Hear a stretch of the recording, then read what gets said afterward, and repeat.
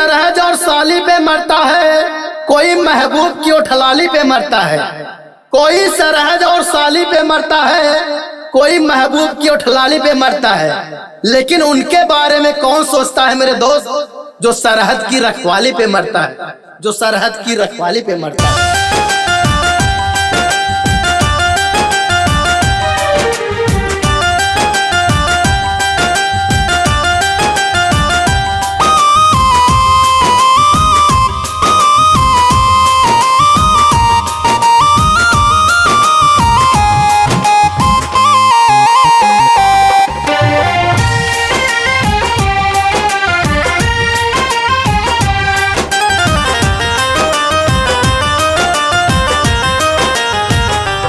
देले देशवा खातिर जान, खड़े सीमा पे सीना तान।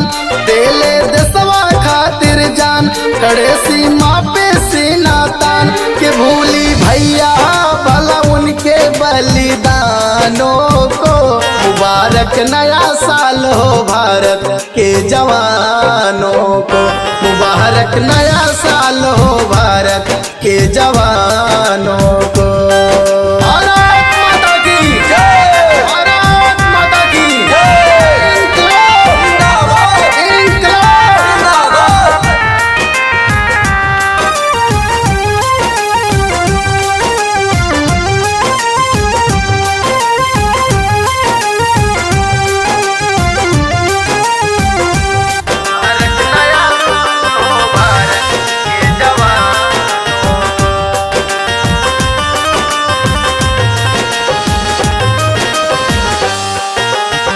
सीमा पे हर क्षण डट के करे रखवाली।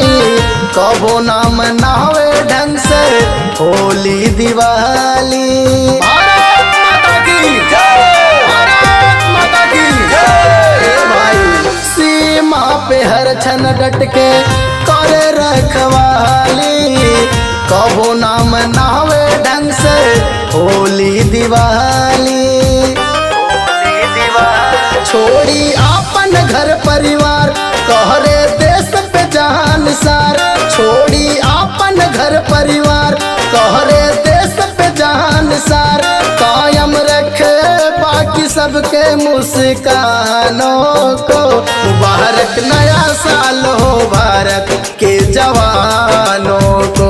मुबारक नया साल हो भारत के जवानों को।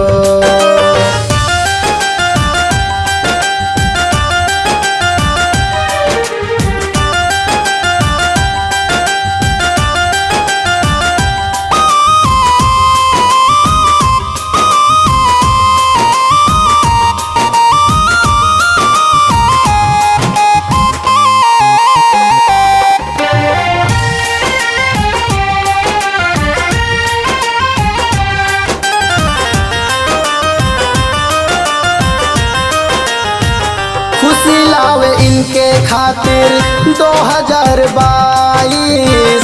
लहरे तिरंगा हरदम इहे बाटे ख्वाहिश। भारत माता की जय, भारत माता की जय। भाई खुशी लावे इनके खातिर 2022। लहरे तिरंगा हरदम इहे बाटे ख्वाहिश। कहे दुर्गा लाल दीवाना, कमलेश सोनी बतिया माना। कहे दुर्गा लाल दीवाना, कमलेश सोनी बतिया माना। पूरा करे नाहिन के अरमानों को। मुबारक नया साल हो भारत के जवानों को। मुबारक नया साल हो भारत के जवानों को।